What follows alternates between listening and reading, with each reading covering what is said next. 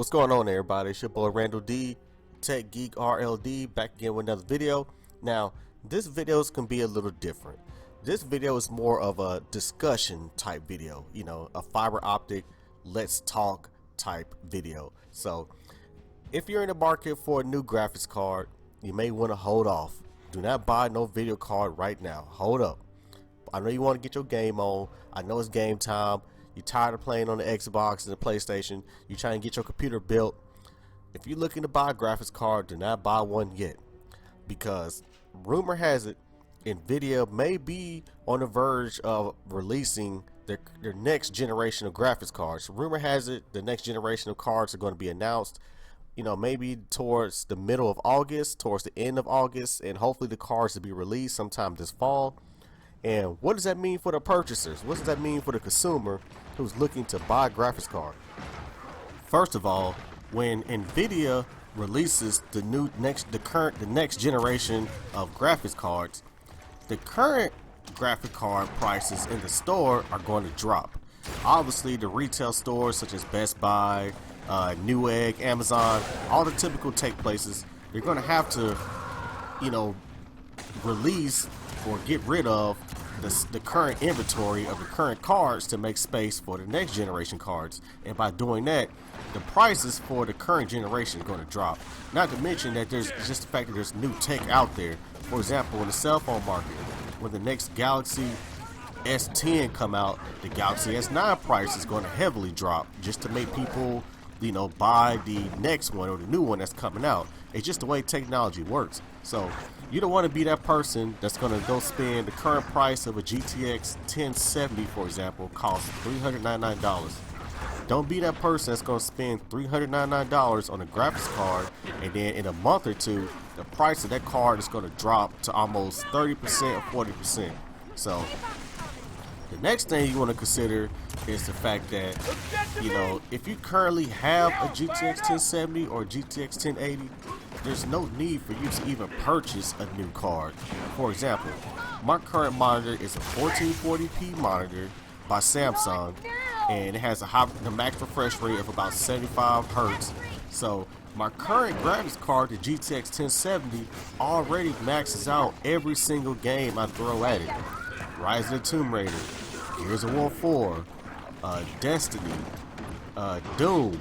Any game I throw at this graphics card, for my current resolution of 1440p, the visuals are maxed out. So even in my regard, there is no need for me to even upgrade to the GTX 1170 that may be announced later this year, because my current card, it already outperforms everything I needed to do. So on another note, now if I was to upgrade my monitor to a 4K monitor, or if I was to use my computer on my 4K TV, now upgrading graphics card in that regard may make sense just because there's more pixels that it would need to handle.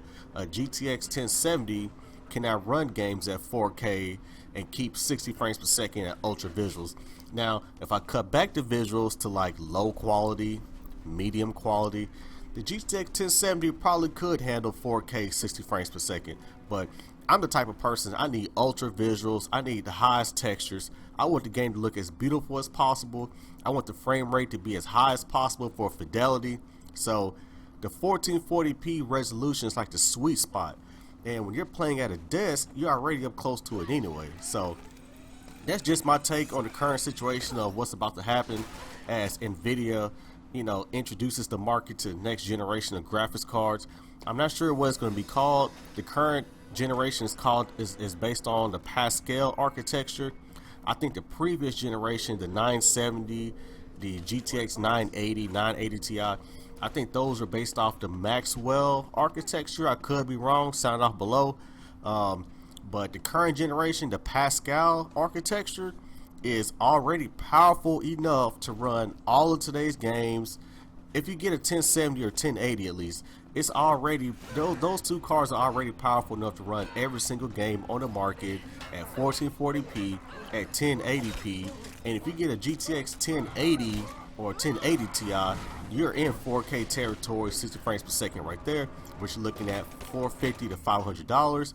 But like I said, those prices should drop, assuming Nvidia releases new graphics cards. The 1080, the 1070, those prices will drop when the 1170 and 1180 is announced. I promise you that. I know how this works. I know how the tech game work. I know how the marketplace work. It happens every single time. Not to mention, you got people out here doing mining. I think it's Bitcoin mining, whatever that is. I haven't really looked into that all the way, but people are out here, you know, buying these graphics cards for mining purposes and not necessarily for gaming. So that's another thing to think about when Nvidia releases these new cards. The new generation of cards, they're going to sell out extra fast. So if you're in the market for a new graphics card, just hold off, wait till the new ones come out, wait for the prices to drop on the current Pascal texture cards, which is the 1060, the 1070, 1080. Wait till the prices drop and you'll be good to go from there. Now, each of the games featured in this video were captured at 1440p with the highest textures possible for each game. So Gears of War 4, which ran at Ultra, the Rise of Tomb Raider, which ran at the highest settings possible. Same for Mortal Kombat, same for Doom. So this is just an example of what the games look like on the GTX 1070. And you can see, with them being maxed out, there's no need for me to even upgrade to a GTX 1170 or 1180 unless I upgrade my monitor to a 4K or unless I want more frames per second, such as 140 hertz. But my current monitor has a max of 75 hertz or 60 hertz, and that alone is beautiful as it is. 140 hertz is like luxury, but once you reach 60 hertz, you're good. 60 hertz is like the sweet spot, and the resolution of 1440p is also the sweet spot as far as how high you want your resolution to be when you're sitting at a desk. Now, sitting at the couch on a 65-inch TV, which is the space the consoles are at, you know, that's a different ball game because you're sitting further. Obviously the TV is larger. Once you get to 60 and 70 and 80 inches, of course you're gonna want more pixels, which in that regard a 4K monitor would be recommended in that aspect. But when you're at a desk and your monitor is 27 inches or 32 inches, you know, you don't need no 4K. That's just me though. 1440p is all you need. Make sure your games are being ran at 60 frames per second, and make sure you're able to see the beautiful detail. So you want to be able to choose ultra or high texture so you can see the beautiful richness of the graphics. And in that regard, the GTX 1070 simply gets the job done. So it's your boy Randall D, TechGeek RLD. Sign off in the comment section below. Are you going to pick up the 1180 or the 1170 when it comes out? It's your boy Randall D, TechGeek RLD. Hit that like button, hit that subscribe button, hit the comment section. You know, I'm always there all the time. If you got questions, hit me up. I got you. You know my slogan. They gonna learn today. All right, everybody.